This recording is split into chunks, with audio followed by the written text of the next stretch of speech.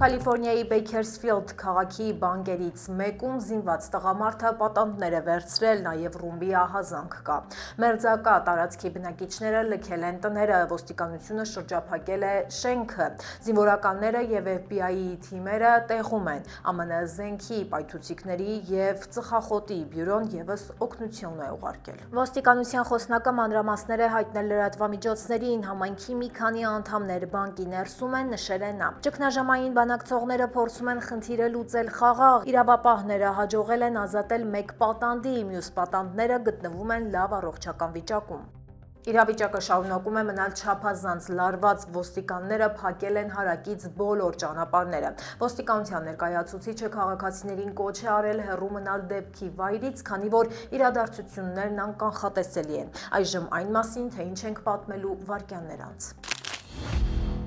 Քաոսային ընտրություններ, ով կդառնա Կալիֆորնիայի հաջորդ նահանգապետը և արդյոք Լոս Անջելեսի գործող քաղաքապետին կհաջողվի պահել պաշտոնը։ Պարսից ծոցում կրակում են, փխրուն, հրադադարը կարող է պայթել ամեն պահի։ Ձկնորսության տոն ջրամբարների չորացման ֆոնին։ Արդյոք դուք արդեն հիվանդ եք, մասնագետներն ահազանգում են նոր զանգվածային հիվանդության մասին։ Բժշկական ապահովագրության ճգնաժամ, կալիֆորնիացիները զանգվածաբար հրաժարվում են ծառայություններից։ Թողարկման երկրորդ հատվածում սպասեք ամերիկահայ հերթական աստղի մասին նոր բացահայտումներին։ Բարև ձեզ, ես Լենա Կարապետյանն եմ, դուք միացել եք Glendale News-ին, եթե ուզում եք աջակցել մեզ, բաժանորդագրվեք մեր ալիքին և իհարկե անպայման լայքեք տեսանյութը, իսկ հիմա անցնենք օրվա թեմաներին։ Կալիֆորնիան ընտրում է իր նոր ղեկավարին, Գևին Նյուսոմը չի կարող նահանգապետի պաշտոնում առաջադրվել երրորդ անգամ։ Քվեաթերթիկներում առկա է 61 թեկնածու, սա նահանգի պատմության ամենամարդաշատ ընտրություններից մեկն է։ Բազմաթիվ թեկնածուների առկայությունը մրցավազքը դարձրել է չափազանց լարված և անկանխատեսելի։ Թեկնածուների թվում են տարբեր քաղաքական ուժերի ներկայացուցիչներ, դեմոկրատները այս անգամ հեշտ հաղթանակի հույս չունեն։ Հարցումները ցույց են տալիս Քսավիե Բեսերայի կտրուկ առաջխաղացումը, նա ունի 28% աջակցություն և առաջատարն է։ Երկրորդ տեղում է միլիարդատեր Թոմ Սթեյերը, երրորդ հորիզոնականը զբաղեցնում է Սթիվ Յելթոնը։ Ընտրողները կորոշեն երկու հիմնական հավակնորդների, նրանք նոյեմբերին կանցնեն վերջնական փուլ։ Մյուս թեկնածուների վիճակը մնում է անկայուն կամ վատթարացող, շերիֆ Բյանկոն չի կարողանում գրավել նոր ձայներ, փորձերի վարկանիշը ընկել է սկանդալների պատճառով։ Կալիֆորնիան ԱՄՆ ամենամարդաշատ նահանգների թվում է, իսկ նրա տնտեսությունը աշխարհում ամենախոշորներից մեկն է։ Առջևում քվեների վերջնական հաշվարկն է, սակայն շատ վերլուծաբաններ արդեն համոզմունք են հայտնել, որ վերջնական հաղթողի անունը պարզ կդառնա նոյեմբերյան ընտրություններից հետո։ Լոս Անջելեսի քաղաքապետի ընտրությունները ևս հասել են եզրափակիչ հանգրվանի, գործող քաղաքապետ Քարեն Բասը պայքարում է իր աթոռի համար։ Նրա մրցակիցներն են Նիթիա Ռամանը և Սփենսեր Փրատը։ Քաղաքական պայքարը վերածվել է իսկական դրամայի, քաղաքը սպասում է աննախադեպ փոփոխության։ Հարցումները ցույց են տալիս չափազանց լարված և հավասար պայքար, Բասը ունի 26% աջակցություն, Ռամանը հետ է մնում ընդամենը 1%-ով, Փրատը հեռուստաաստղը ունի 22% ձայն։ Բասը ինքնավստահ է իր հնարավորությունների հարցում, սակայն նրան քննադատում են անօթևանների և հրդեհների համար։ Ռամանը ձգտում է գրավել առաջադեմ ընտրողների ձայները, Փրատը զարմացրել է բոլորին իր հռետորաբանությամբ։ Վերլուծաբանները բարձր են գնահատում նաև նրա շանսերը, կանխատեսում են, որ հենց նա կլինի գործող քաղաքապետի մրցակիցը քվեարկության երկրորդ նոյեմբերյան փուլում։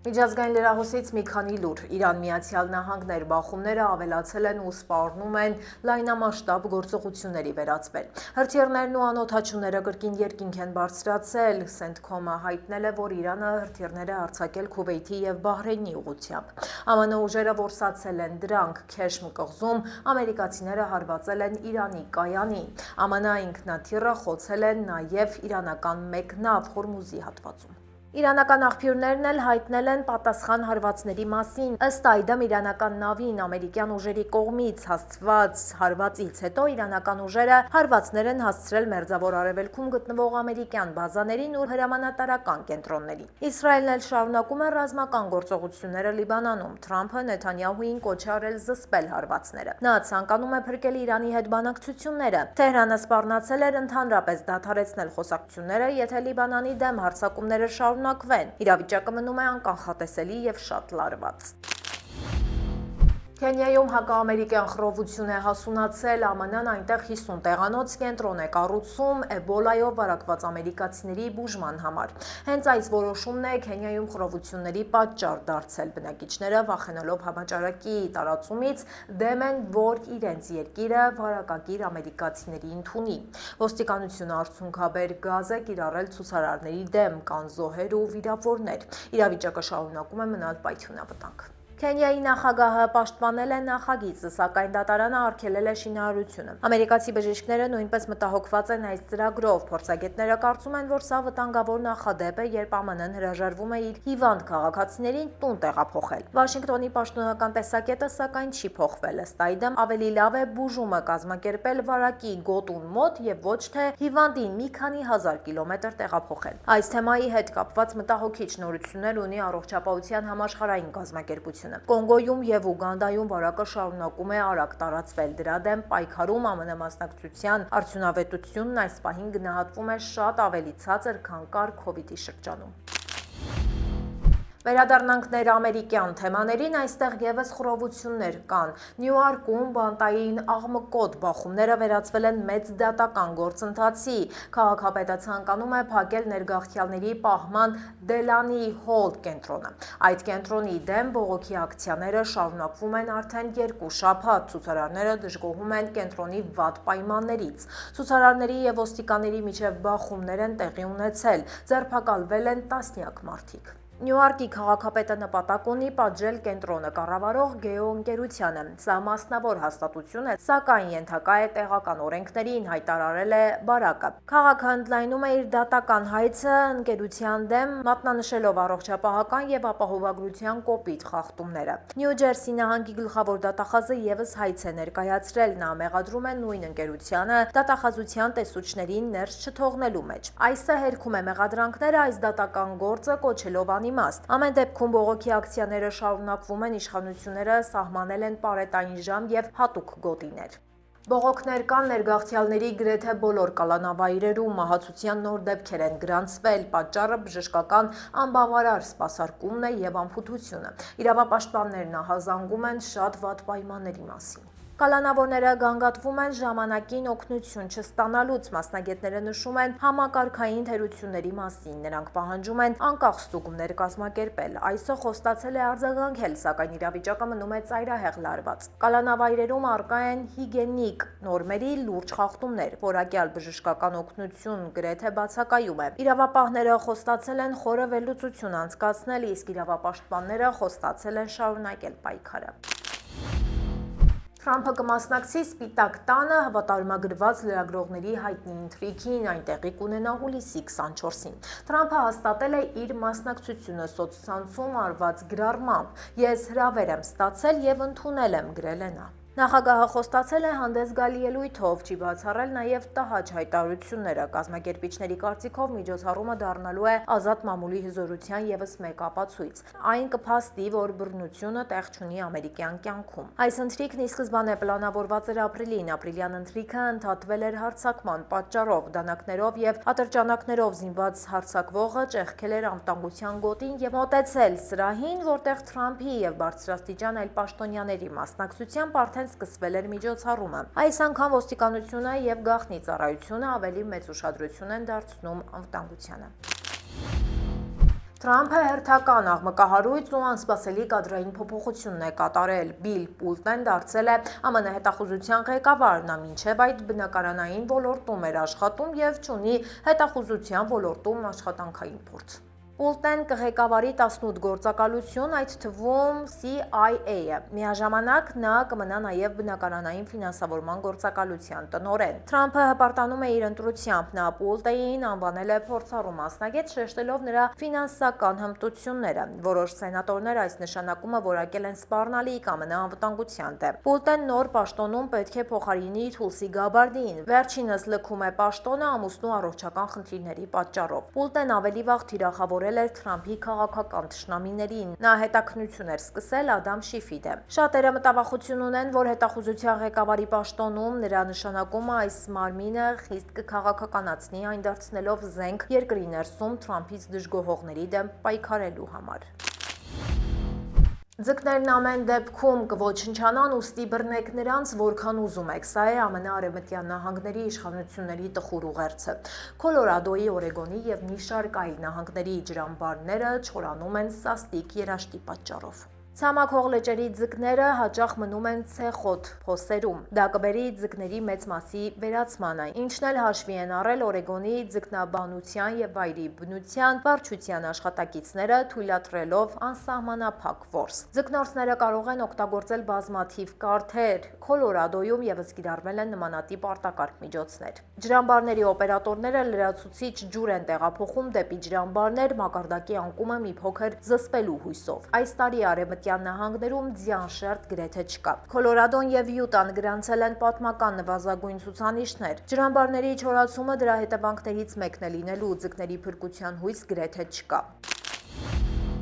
Թրամփը փորձում է խիստ վերահսկողության տակ առնել արհեստական բանականության ոլորտը։ Նախագահի նոր հրամանագիրը թույլ է տալիս ստուգել հզոր արհեստական բանականության համակարգերը մինչև դրանց հանրային թողարկումը։ Իշխանությունները դա հիմնավորում են երկրի անվտանգության խնդիրներով։ Հրամանագիրը խրախուսում է կամավոր համագործակցություն առաջատար ընկերությունների հետ։ Պաշտոնյաները ստուգումներ են անցկացնելու հանրային թողարկումից մինչև 30 օր առաջ։ Գլխավոր դատախազը պետք է առաջնահերթություն տա կիբերհանցագործությունների հետապնդմանը։ Մենք պաշտպանում ենք մարդկանց ռիսկերից, նշել է փոխնախագահ Վենսը։ Խոշոր ընկերությունները, ինչպիսիք են Google-ը կամ OpenAI-ը, կմասնակցեն ստուգումներին։ AI ոլորտում համաշխարհային մրցավազքը շարունակվում է, ԱՄՆ-ի գլխավոր մրցակիցն է Չինաստանը։ Իշխանությունը չի ցանկանում խոչընդոտել սեփական ընկերությունների առաջընթացին, սակայն այդուհանդերձ տեխնոլոգիաների անվտանգությունը մնում է ամենահրատապ խնդիրը։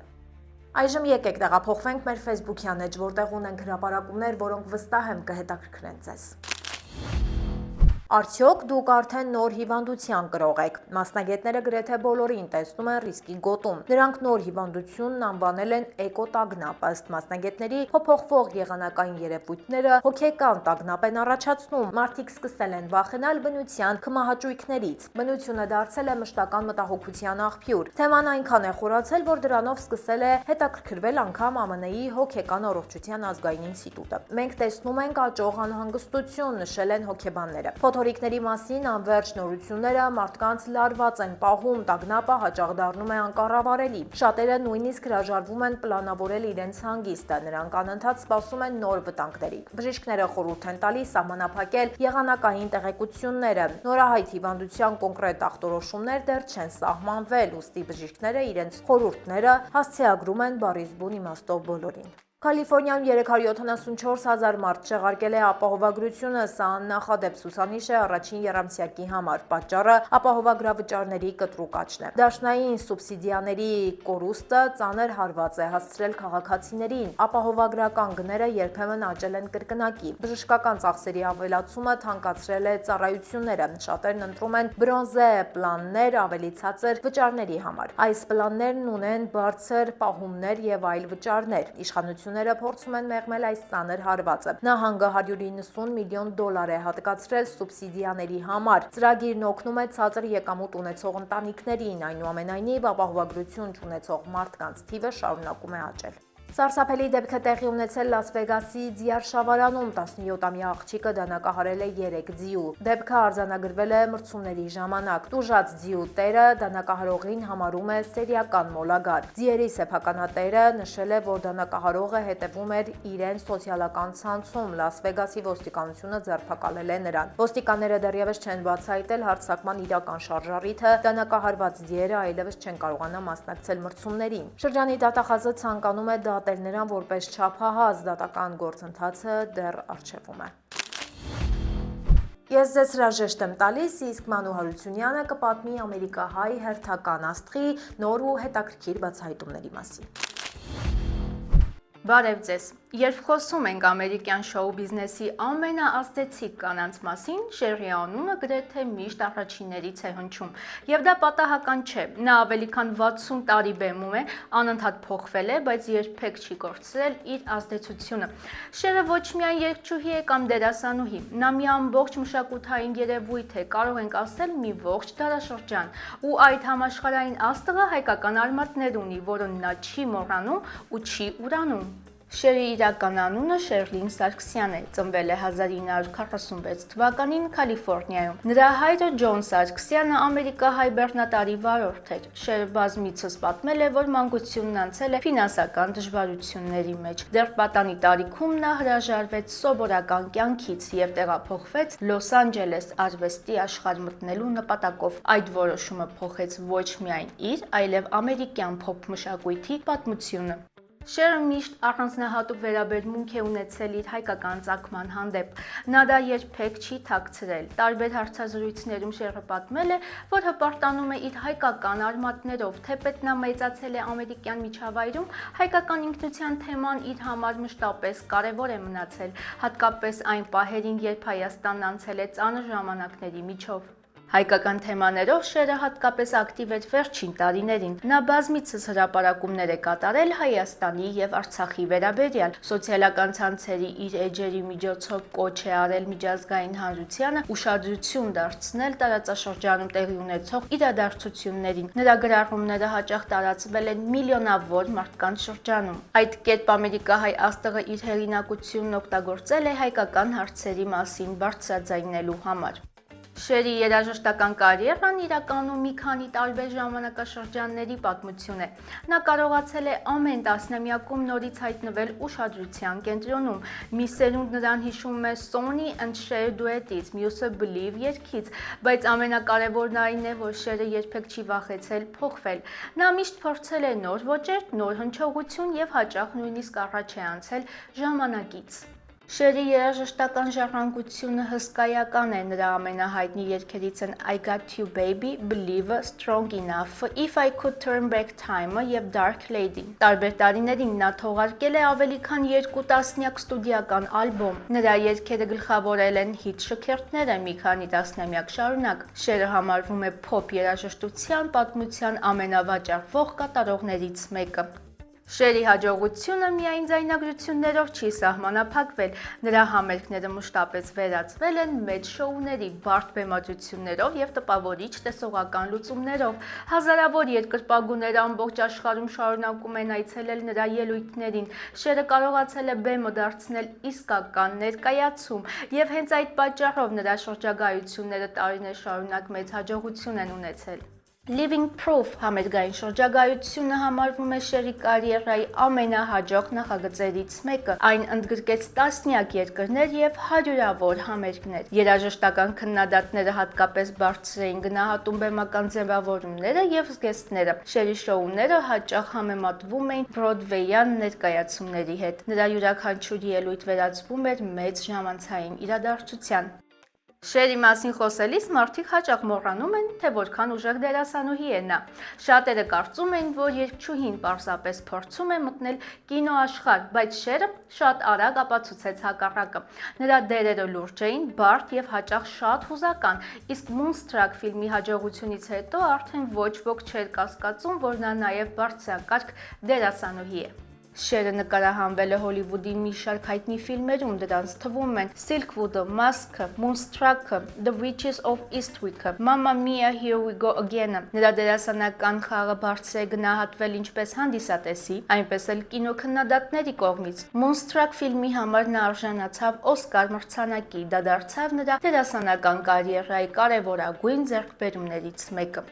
Բայց Շերի հաջողությունը միայն բեմով ու կինոյով չի սահմանափակվում, նա նաև ակտիվ մասնակցել է հեռուստատեսային նախագծերի ստեղծմանը, աշխատել որպես պրոդյուսեր եւ զբաղվել բարեգործությամբ։ Շերը մշտապես օգտագործել է իր հայտնիությունը տարբեր հասարակական թեմաների մասին բարձրաձայնելու համար, եւ հենց դա է նրան տարբերում շատ այլ աստղերից, որոնք սահմանափակվում են միայն բեմական կարիերայով։ Տարբեր տարիներին շերը մասնակցել է հեռուստատեսային շոուների ստեղծմանը եւ արտադրությանը։ Նա նաեւ աջակցել է բազմաթիվ բարեգործական նախաձեռնությունների, հատուկ ուշադրություն է դարձրել երեխաների, հիվանդների եւ սոցիալական աջակցության կարիք ունեցող խմբերի խնդիրներին։ Շերը հայտնի է նաեւ կենդանիների պաշտպանության հարցերում իր ակտիվ դիրքորոշմամբ։ Նրա գործունեությունը վաղուց դուրս է եկել զուտ արվեստի շրջանակներից։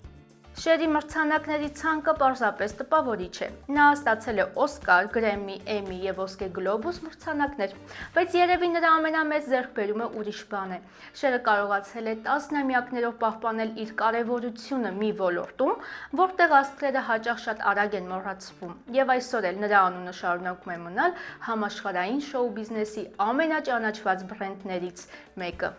Շերը այն քիչ արվեստագետներից է, որոնք միաժամանակ հաջողության են հասել երաժշտության, կինոյի եւ հեռուստատեսության ոլորտներում։ Նրա մրցանակները հաշվվում են տասնյակներով։ Նա ընդգրկվել է նաեւ Rock and Roll Hall of Fame-ում։ Շերի ազդեցությունը զգացվում է տարբեր սերունդների երաժիշտների եւ դերասանների վրա։ Նրա անունն արդեն վաղուց դարձել է համաշխարհային մշակույթի պատմության մի մասը։ Շերի պատմությունը շատ ավելի մեծ է, քան պարզապես հայտնի երգչուհու կենսագրությունը։ Դա պատմություն է մարդու մասին, որը կարողացավ հաղթահարել դժվար մանկությունը, ներխուժել ամենամրցակցային ոլորտներից մեկը եւ տասնամյակներով մնալ առաջին շարքում։ Իսկ մեզ համար կարևոր է նաեւ այն, որ այդ պատմության մեջ հայկական էջ կա։ Նա հերթական վառ օրինակն է, որ անգամ փոքր ազգերն են կարող անհաղթահարելի թվացող բարձունքներ նվաճել ու որ մարդուն ամենակարևորն է այդ բարձունքներում մնալ։ Այսօրվա համար պատրաստել էինք այսքանը։ Եթե դեռ չեք հասցրել դիտել մեր նախորդ թողարկումը, ապա կարող եք անցնել հենց այս հղումով։ Իսկ մենք կսպասենք ձեր լայքերին եւ մեկնաբանություններին։ Կհանդիպենք վաղը ժամը 5-ին։ Հաջողություն։